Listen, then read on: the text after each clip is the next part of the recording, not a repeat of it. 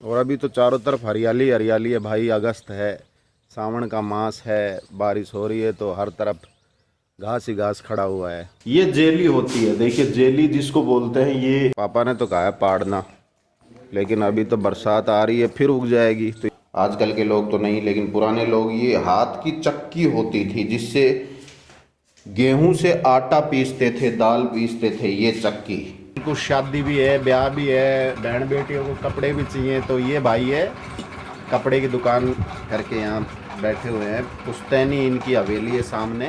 तो हाय दोस्तों, गांव के इस ब्लॉग में एक बार फिर से आपका स्वागत है। और आज तारीख है 9 अगस्त, सुबह के बजे हैं 7 और हम उठ चुके हैं।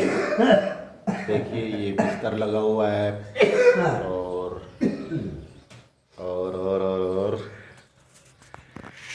कुछ मेहमान बैठे हुए हैं।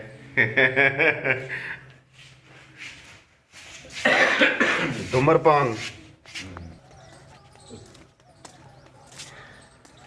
गांव में बना हुआ हूँ। ये मेरे पीछे आप खेत देख रहे हैं, हमारा बाजरे की फसल इसमें लगी हुई है। और दोस्तों अभी तो सुबह उठे हैं, नीचे टावल ही पहना हुआ है। अभी दैनिक जो क्रिया से निवृत्त भी नहीं हुए हैं, होंगे। ये पीछे मेरा ही खेत है और अभी तो चारों तरफ हरियाली हरियाली है भाई। अगस्त है, सावन का मास है, बारिश हो रही है तो हर तरफ घास ही घास खड़ा हुआ है। घर के अंदर भी घास खड़ा है, कल मैंने आपको दिखाया था। चलिए अंदर चलते हैं। वहाँ पर मेरी बाइक खड़ी हुई है और यहाँ लगे थे हमारे रात को बिस्तरे। ये गांव की भाषा में इसको पोली बोलते हैं। बहुत बड़ा हॉल टाइप में है। पीछे अनाज की बोरी भी रखी, बोरी नहीं, वो टंकी रखी हुई है। और ये वो दो लोग हैं। ये हमारे भाई साहब है और ये हमारे जिया जी हैं। तो रुकोगे ना, अभी तो 7 दिन आज तो हैं। 7 ब्लॉग मिलेंगे 7 दिन के। और ये घर का हाल है, पूरा घास ही घास खड़ा हुआ है। पाड़े पापा ने तो कहा है पाड़ना, लेकिन अभी तो बरसात आ रही है फिर उग जाएगी। तो इससे अच्छा है ना कि 2 महीने बाद, 1 महीने बाद बारिश ख़त्म हो जाए तभी उखाड़े। भाई ये मेरा गेस्ट रूम। देखिए गांव में क्या हाल हो जाता है भाई। हमारे गांव की तो बड़ी विकट स्थिति है। दीवाल जो होती है ना, दीवाल, ये देखो दीवार के ऊपर भी दीवाल लगी हुई है। कैसे, मतलब ऊपर तक चढ़ी हुई है दीवाल। देखो इनको मैं आज हटाऊंगा, है ना, साफ करूंगा। ये पूरा यहाँ खाट बिछी हुई थी तो उसका जो लकड़ी का जो पाया था, ये वाला, ये यहाँ रखा हुआ था, यहाँ उसको भी दीवाल लग गई। तो भाई हमारे गांव की मिट्टी में दीवाल बहुत ज़्यादा है, बहुत ज़्यादा। दीवाल देसी भाषा में बोलते हैं, वैसे दीमक बोलते हैं। दीमक बहुत ज़्यादा है। और आज इन रूम को खोल के देखूंगा इनकी स्थिति क्या है। तो चलिए अभी देख लेते हैं। अबे मतलब रूम में बरसात का पानी तो नहीं आया ऊपर से। मुझे लग रहा था कि अंदर बरसात का पानी आया होगा। बाकी दीमक यहाँ भी बहुत लगी हुई है। देखिए दीमक कहाँ से कहाँ तक लगी हुई है। दोस्तों इस रूम से बहुत सी यादें जुड़ी हुई है मेरी। बता देता हूँ कि पहले जब हमने ये मकान बनाया था, यानी कि हमारा जो पुश्तैनी मकान है वो तो गांव में है। गांव यहाँ से 1 किलोमीटर अंदर है। वहाँ पर पुश्तैनी मकान, जो पुरानी हवेली थी, वो तो गांव में है। पिताजी की जब शादी हुई थी उसके बाद वो यहाँ आए थे खेत में, और यहाँ पर केवल यह रूम एक बनाया था और कुछ नहीं था। यहाँ केवल एक यही रूम था, सबसे पुराना रूम है। और इससे यादें इसलिए जुड़ी हुई है कि यहाँ पर मेरे बच्चे की डिलीवरी हुई थी, यहीं पर हुआ था मेरा बेटा योगेंद्र, इसी रूम में।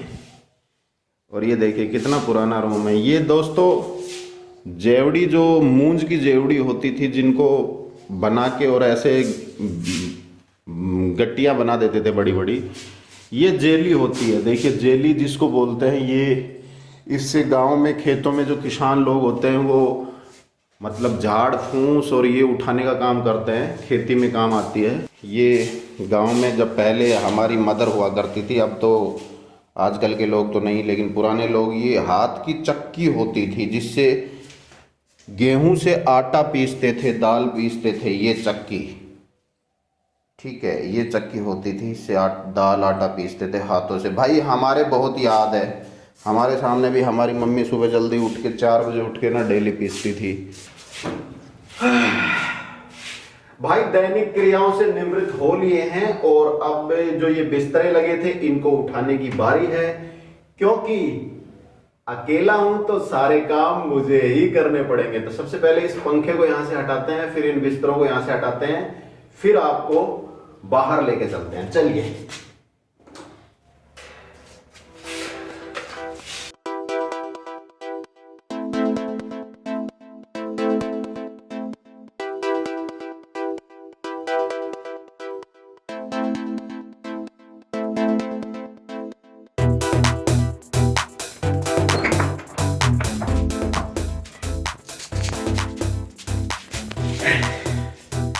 दोस्तों एक बात बताता हूं आपको, अभी मैं गांव में हूं, सच मानिए बच्चे अलवर हैं, दोनों बच्चों की बहुत याद आती है।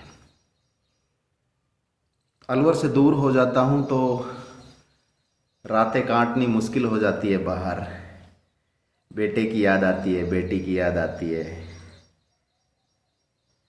यार बच्चों को छोड़ के है ना बाहर जाने का मन ही नहीं करता, लेकिन क्या करें, काम तो करने पड़ते हैं ना। I love my both child,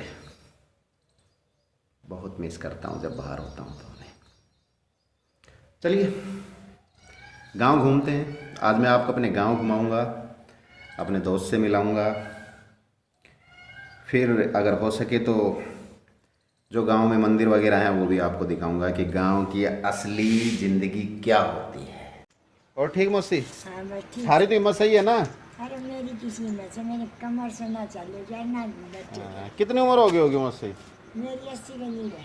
बस तो पापा जी की भी 80 है। हैं? उनकी भी 80 है। अच्छा 80 का नींद है। चलो। मेरे मैं बताऊँ एक बार ऊपर पर से पड़ गई थी, कोई नस ब्लॉक हो गई कमर की। सही है। दुकान में बैठा हुआ है? मैं राकेश हरिद्वार गए दोस्त। आराम करो, एक उम्र होगी। मैं तो आराम करता हूँ कि भाई तो दोस्तों अभी मैं गांव आ चुका हूँ और गांव से आपको दिखा रहा हूँ, ये मेरा गांव है और ये हमारे दोस्त हैं सुनील। मैंने कि यार तेरे को भी दिखा दूँ, कभी नेट पे डाल दें, बना दें कुछ। ये इनकी शॉप है कपड़े लत्तों की और यहाँ पर मैं बैठा हूँ।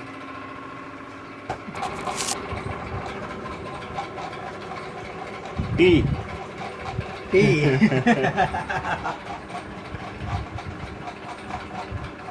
मेरे गांव के अंदर वैसे तो पहले मतलब आज से 20 साल पहले तो काफ़ी रौनक रहती थी, बहुत दुकानें थी, तो काफ़ी बनी गए। यहाँ से कितने परसेंट बनी गए?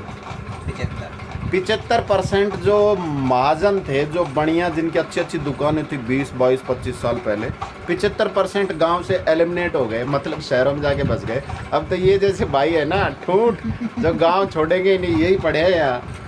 होने भी चाहिए यार, क्योंकि गांव में भी तो लोग ही बसते हैं ना, उनको भी तो कपड़े चाहिए, लत्ते चाहिए, चीज़ें चाहिए। अब ये सारे ही भग जाए गाँव छोड़ के, गाँव को कौन तो संभालेगा? काम कैसे चलेगा? कभी कुछ शादी भी है, ब्याह भी है, बहन बेटियों को कपड़े भी चाहिए। तो ये भाई है कपड़े की दुकान करके यहाँ बैठे हुए हैं। पुश्तैनी इनकी हवेली है सामने। अभी जो मेरे थोड़ी देर पहले आप देख रहे थे वो इनकी मदर है, हमारी मौसी है, जिनसे मैं बात कर रहा था, वो सामने जो दुकान पे बैठी थी। भाभी जी चाय बना के लाई थी, लेकिन उस समय मैं वीडियो शूट नहीं कर पाया, नहीं दिखाई, इसलिए भी नहीं दिखाई भाई, ऑब्जेक्शन हो जाए, कल को कर दे कैसे दिखाई। ठीक है। तो दोस्तों फाइनली अपने घर आ गया हूँ मैं गांव से लौट के, और अब मैं कुछ समय यहाँ बिताने के बाद अलवर निकलूँगा, क्योंकि शाम के 5 बज चुके हैं, बहुत लेट हो गए। तो अब मैं निकलने वाला हूँ अलवर, और साथ में इस ब्लॉग को देते हैं यहीं पर विराम। फिर मिलते हैं अगले ब्लॉग में, तब तक के लिए अपने दोस्त राजवीर को दीजिए इजाज़त। जय हिंद।